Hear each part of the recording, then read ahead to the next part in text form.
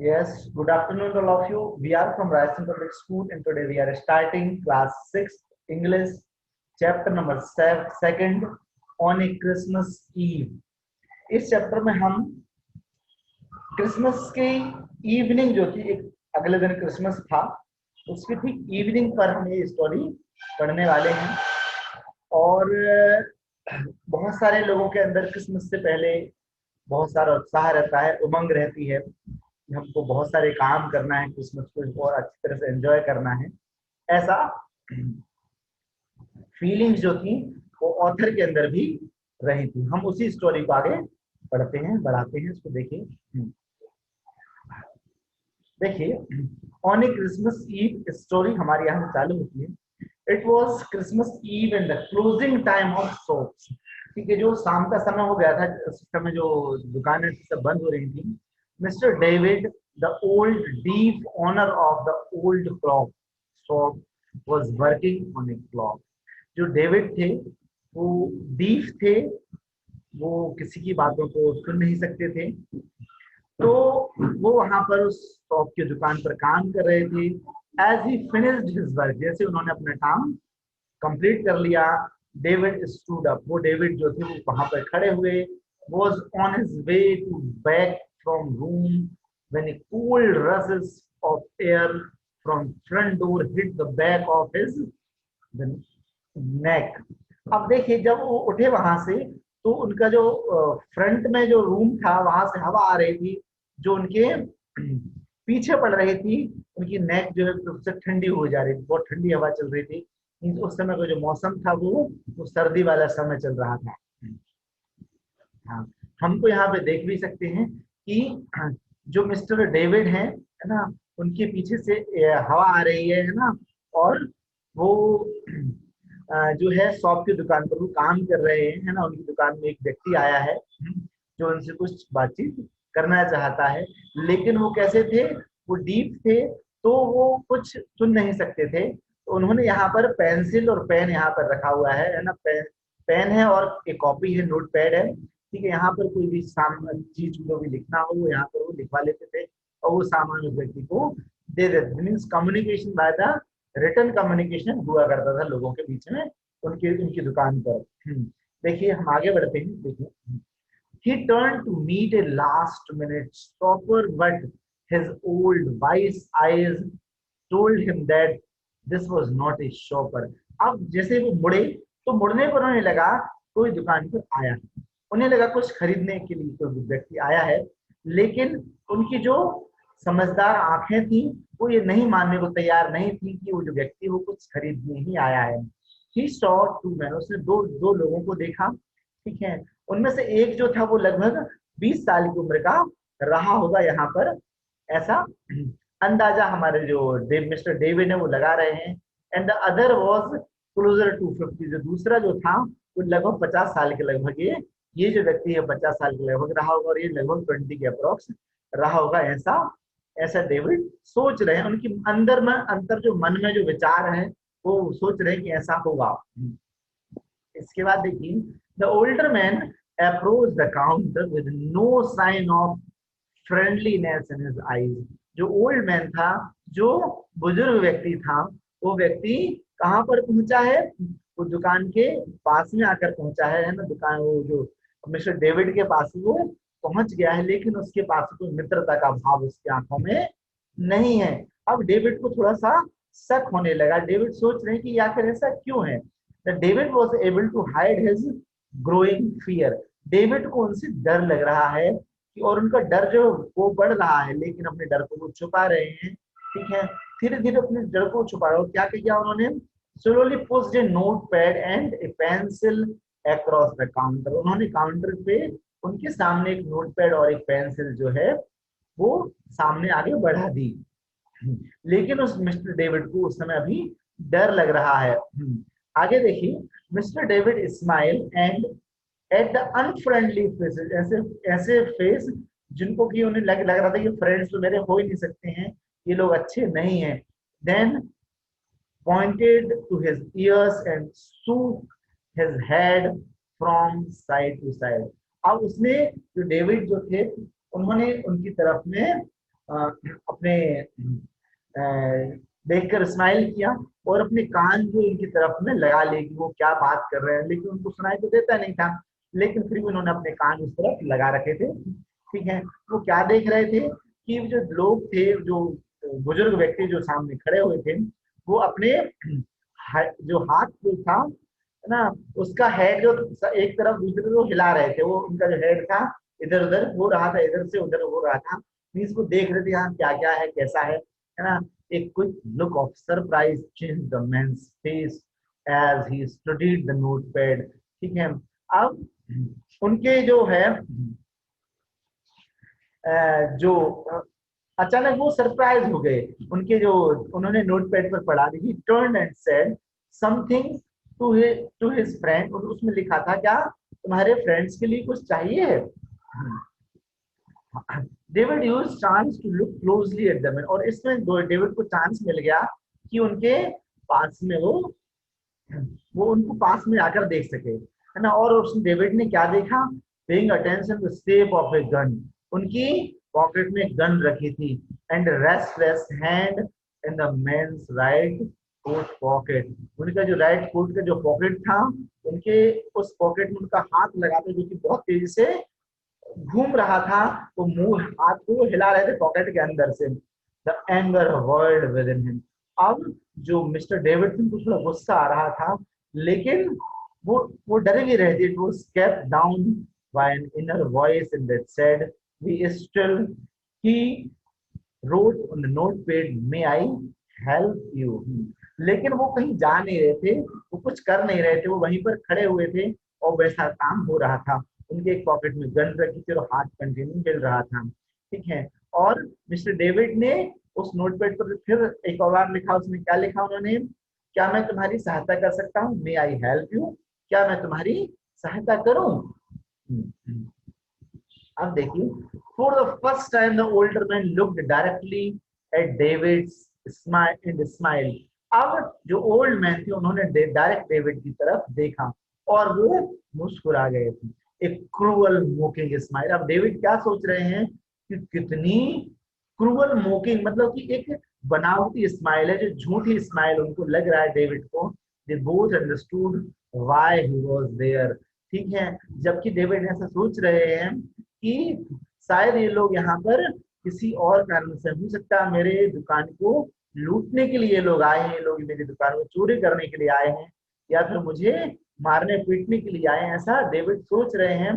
ठीक है, लेकिन और क्या सोच रहे हैं कि वो भले मेरे सामने स्माइल कर रहे हैं, लेकिन ये अनफ्रेंड लोग हैं, मेरे मित्र नहीं है, अच्छे लोग नहीं है, ऐसा डेविड सोच रहे हैं। Why his friend remained at the door, और आखिर उनका जो उनका फ्रेंड है वो डोर पर क्यों रह गया है, वो आखिर अंदर क्यों नहीं आया है।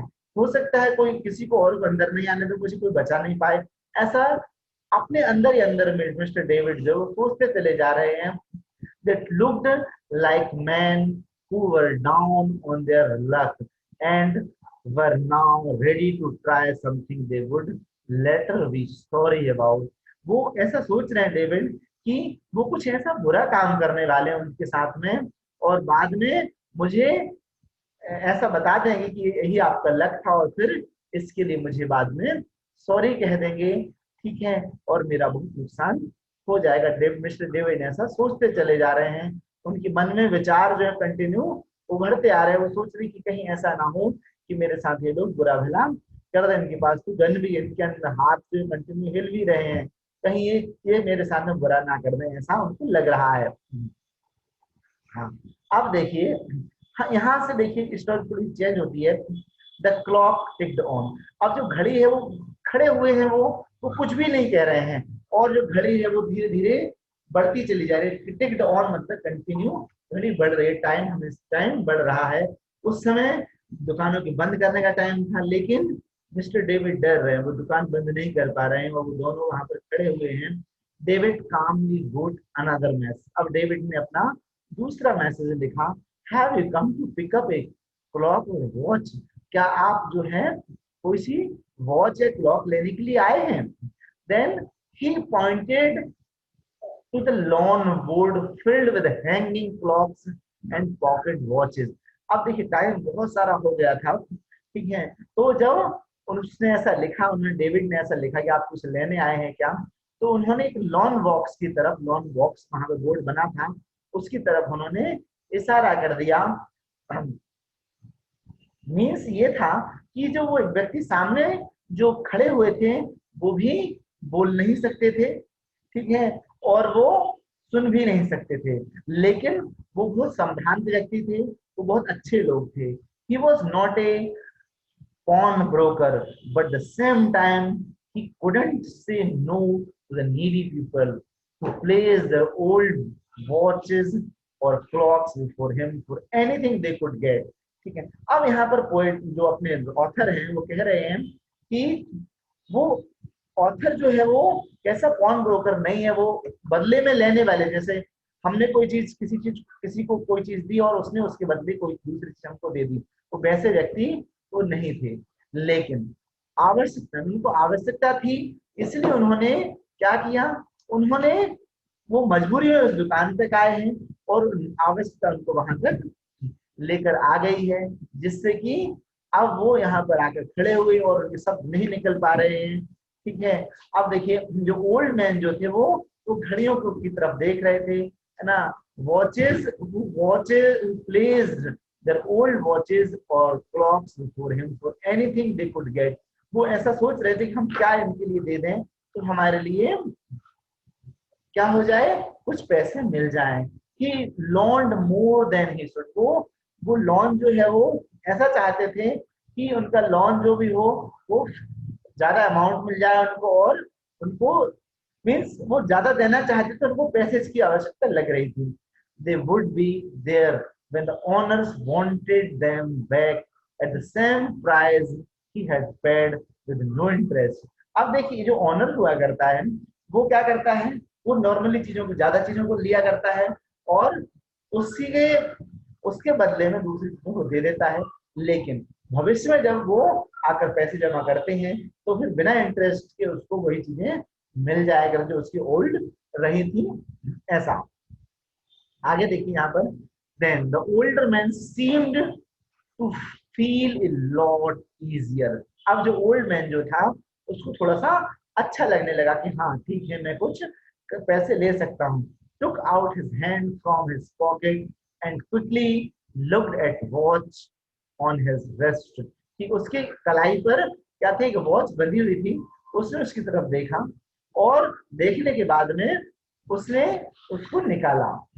How much will you give me for this? The man wrote। उस मैन ने लिखा, उसने लिखा कि तुम इस वॉच के बदले मुझे कितने पैसे दोगे, उसने ऐसा पूछा, क्वेश्चन किया। आगे देखिए, देखिए यहाँ पर ये जो है ये ओल्ड मैन है ना, और ये जो है ये हमारे मिस्टर डेविड हैं। आगे देखिए, हम आगे बढ़ते हैं।